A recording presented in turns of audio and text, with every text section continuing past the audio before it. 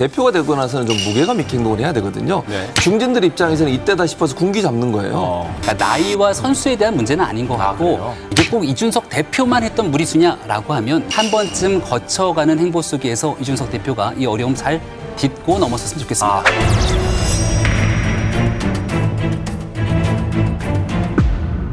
다른 의원들의 반응은 어떻습니까? 별로 좋지는 않습니다.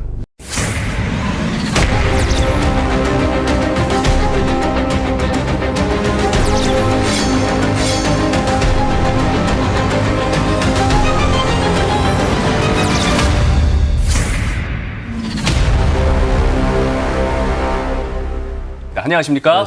안녕하세요. 어서 오십시오. 어제 이제 송영길 대표하고 이준석 대표가 만나서 전국민 재난지원금 합의를 이뤄냈다. 예. 이렇게 보도가 나왔었는데 그 이후에 이제 이준석 대표가 말 바꾸는 모양새를 취했단 말이죠. 이준석 대표의 합의 파격 행보입니까?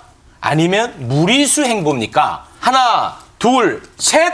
무리수와 파격. 네. 약간 바뀐 것 같네요, 두 분이 입장이. 자, 어떤 의미에서 파격입니까? 저는 파격이라고 생각했던 것은 당대표로서 소신을 가지고 네. 전국민 재난지원금 지급해야 된다. 합의한 거죠. 파격이라고 생각해요. 네. 본인이 대표로서 결단력을 가지고 그런 행동을 했다. 저는 큰 박수를 보내고 싶습니다. 그러나 이게 무리수가 된 거죠. 왜냐하면 합의를 안 하고 왔어요. 혼자 생각을 온 거잖아요, 결국은. 그러다 보니까 합의를 안 해줬다는 이유로 원내대표를 포함해서 많은 중진들이 이준석 대표를 흔들고 있습니다. 상당히 큰 어려움에 빠진 상태다, 이렇게 보여집니다. 알겠습니다. 파격이 무리수가 됐다. 이 가장 싫은 방식이거든요. 칭찬하는 것 같은데 실제로는 아주 세게 비판하는 김명미 의원은 안 그러겠죠? 애정을 담아서 얘기를 해야죠. 변명의 여지 없는 무리수입니다. 그래요? 왜냐하면 합의라는 단어가 들어가지 않았더라면 충분하게 송영기 대표를 만나서 이 어려운 코로나 난국을 타개하기 위해서 이런저런 얘기를 나눴다. 충분히 할 수 있는 얘기들인데 네. 합의를 하는 순간 그 다음에 행동이 뒤따라야 되지 않습니까? 네. 원내에서 예산결산특별위원회에 합의 처리 통과를 해야 되는데 이렇게 되게 되면 원내의 몫으로 돌아가고 나서 협상의 여지들이 없어지게 되는 거죠. 그러니까 이런 측면에서의 무리수라고 얘기를 하고 있는데 네. 이게 꼭 이준석 대표만 했던 무리수냐라고 하면 과거에 나경원 원내대표도 합의라고 나서 의총에서 엎어진 적이 있고 박영선 원내대표 시절에도 합의라고 나서 원내에서 또 여러 가지 구설수에 올랐던 적이 있기 때문에 네. 한 번쯤 거쳐가는 행보 속에서 이준석 대표가 이 어려움 잘 딛고 넘어섰으면 좋겠습니다. 비판하기만은 약간 눈치가 보여서 그런지 몇 명은 약간 엮어버리네요. 그러면 이 대표가 100분 만에 입장을 번복을 했단 말이에요. 합의 이후에. 예. 소상공인 자영업자 우선 지원 후에 남은 재원이 있으면 전 국민 확대를 검토하자는 취지였다. 이게 한번 물러선 듯한 모양새인데 이게 100분 동안 내부에서 어떤 일이 있었던 겁니까? 이준석 대표가 오늘 한 언론과 전화 연결했던 내용들을 들어보니까 예. 끝나고 나서 본인 스스로가 원내랑 지도부랑 합의해야 되는 그 원내 지도부와의 의사소통을 가졌다는 얘기를 합니다. 합의 후에 바로 전화를 건 거예요? 예, 그러니까 아마도 이준석 대표는 합의라는 표현을 쓰진 않고 예. 가이드라인 정도를 얘기하고 난 다음 송영길 대표랑 얘기했으니까 나 혼자 하는 것이 아니라 김기현 원내대표 등 원내 지도부랑 이 내용은 상의했던 모습으로 보이는데 여기에 대해서 다양한 의견들, 설전들이 좀 나왔던 터라 나름대로의 최종 조율 과정들이 있었던 게 아닌가 싶습니다. 보통은 이제 사전에 조율하고 네. 이제 합의를 하는데 합의 이후에 이제 조율. 이런 모양새다 보니까 내부 반발이 또 굉장히 거센 것 같습니다. 네. 조혜진 의원 같은 경우에는 황당하다. 대표가 독단적으로 결정한 것이면 큰 문제다라고 비판했고요. 윤희숙 의원이 가장 발언이 셉니다. 예. 당의 철학까지 마음대로 뒤집는 제왕이 될 것인가. 이 대표는 새로운 정치를 기대한 수많은 이들의 신뢰를 배반했다. 그 밖에도 김재원 최고위원, 홍준표, 원희룡 정말 많은 분들이 네. 하나같이 다 비판을 하고 있거든요. 이 당내 비판에 대해서는 어떻게 보고 계십니까? 아마 이제 이준석 대표가 예전에 방송 패널로 출연하면서 본인의 소신을 사이다 발언하는 것은 의미가 있었다고 볼 수 있지만 대표가 되고 나서는 좀 무게감 있게 행동을 해야 되거든요. 네. 그런데 본인이 늘 드러나고 본인이 뭔가 말을 해서 이슈가 되고 주목받는 걸 좋아해요.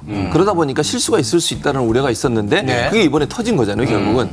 중진들 입장에서는 이때다 싶어서 군기 잡는 거예요. 길들이게 하는 거예요? 그럼요. 그러니까 이준석 대표가 이제는 우리 말 좀 들어라. 중진들이나 원내대표나 이런 사람들 의견 잘 듣고 잘 따라줘라. 심지어는 어떤 분은 그런 얘기까지 해서 원내 이런 얘기까지 했거든요. 원내에 있는 사람이 원내에서 해야 될 일을 본인이 왜 얘기하고 다니냐 이런 얘기까지 했어요. 김태형 의원이. 그러면 만약에 이준석 대표가 중진 의원 출신이었다. 네. 그럼 이렇게까지 이렇게 비판 안 안 하죠. 했을까요? 저는 중진 의원 출신이라면 이렇게 얘기했을 거예요. 감싸면서 말이 왜곡됐다고 얘기했을 거예요.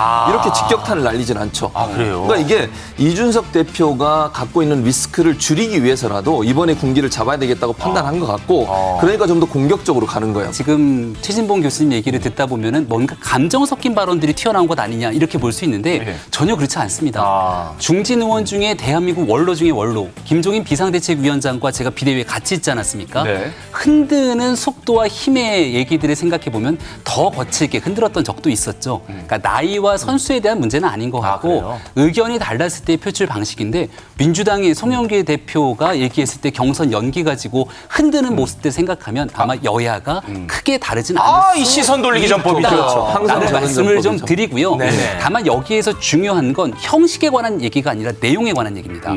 내용은 지금 코로나 시기에서 오늘부터 무슨 일이 벌어지게 됩니까? 지금 현재 전체적인 4단계 거리두기 때문에 소상공인 자영업자 너무 힘들어요. 네네네. 당의 유력한 대권 주자 중에 한 명인 유승민 의원이 지난 주말부터 SNS에 글을 올리더라고요. 예. 유승민 의원의 SNS 글에 따르면 추가 경정 예산 전면 재검토하고 다시 편성해라. 전 국민 재난지원금 주는 게 80%냐 100%냐를 갖고 논쟁하는 게 공허하다는 겁니다. 왜냐하면 어려움을 겪고 있는 소상공인에게 처음부터 더 많은 손실 보상을 해야 되는데 그 돈 어디서 나옵니까? 이런 내용적인 측면에 비춰봤을 때 이준석 대표가 전 국민 재난지원금 합의했다라고 하는 내용은 모순적인 거잖아요. 그러니까 내용적인 측면이 맞지 않기 때문에 유력 대권 주자라고 볼 수 있는 유력은 아닐지도 모르지만 윤희숙 의원 등 반발들이 나오는 거라 다른 상황을 두고 의견이 개진들이 조금씩 다르게 나타난다는 점들을 이해했으면 어떨까라고 말씀드립니다. 김병민 의원이 얘기했던 두 가지를 제가 지적해 드리겠습니다. 김종인 비대위원장 기억나시죠? 처음에 선별하겠다고 국민의힘이 그때도 주장했었어요. 민주당은 모두 다 지원하자. 김종인 위원장이 어떻게 했습니까? 모두 다 주겠다. 우리는 더 주겠다. 이렇게까지 나왔어요. 그럼 밀어붙였어요. 그리고 거기에 대해서 반발 없었어요. 그다음에 송영길 대표 뭐 흔들었다고 하는데 송영길 대표 흔들어서 물러섰습니까? 물러서지 않았어요. 네. 지금 이준석 대표는 어떻습니까? 금방 물러서잖아요. 네. 그러니까 받쳐줘서 밀어붙일 수 있는 힘이 없는 거예요. 네, 네. 당내 기반도 없고. 어쨌든 뭐 이준석 대표가 이런 내부 반발에 거센 것에 대해서 또 오늘 입장을 밝혔는데 그 입장 함께 듣고 오겠습니다.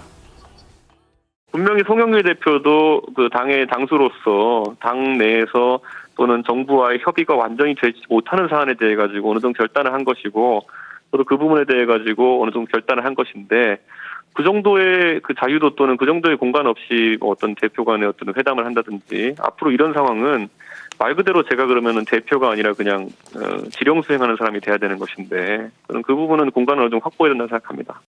네.